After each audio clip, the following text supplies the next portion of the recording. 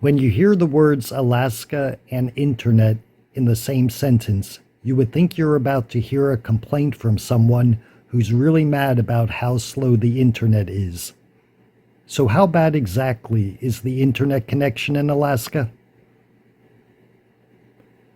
My first winter in Valdez, I wanted to avoid any problems with my remote job, so I stayed in a motel for 7 months, figuring this was the most safe way to make sure I had less problems with the internet when I was living in a remote area in Alaska. And it was perfect there. In more than 7 months, I didn't lose internet connection one time. I also had no issues when I used hotspot on the phone.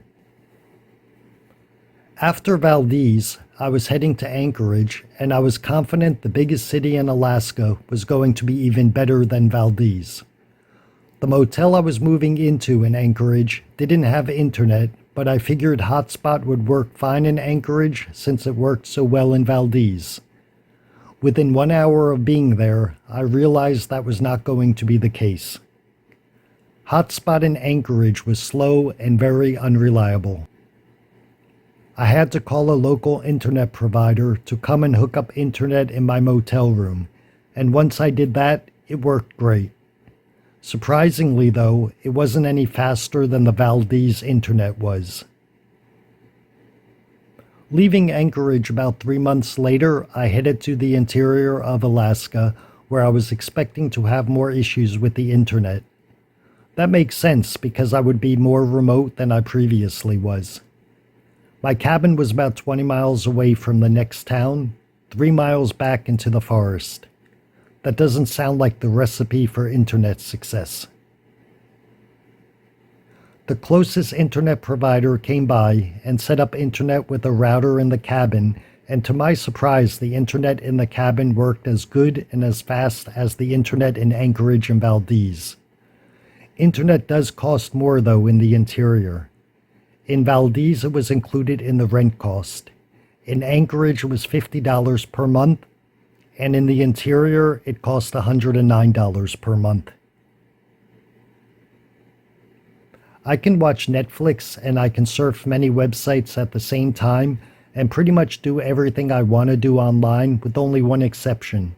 Uploading videos on YouTube is extremely inconsistent.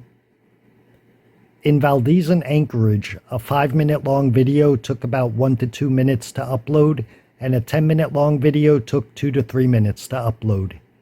In my cabin in the interior, a 5-minute video takes about 6 to 8 hours to upload, and a 10-minute long video takes anywhere from 10 to 24 hours to upload. But then the next week, a 5-minute long video only takes 5 minutes to upload, and a 10-minute long video takes 15 minutes. So every week it's different, and that's just the way it is. It's not all that bad, and I'm not complaining. The videos just upload when I'm asleep. It's like doing work without spending any of my time on it. You may be wondering what about Starlink, but something I found out about the internet in Alaska is no matter how many people you ask about what works best for them, about 50% of the people are going to say Starlink is better, and the other 50% of the people are going to say the local internet provider is better. The only way you're going to know what's best for you and where you live is by trying out the local internet provider first, because they will be cheaper. And if the local internet services are not good enough for you, you just have to hope Starlink will be better.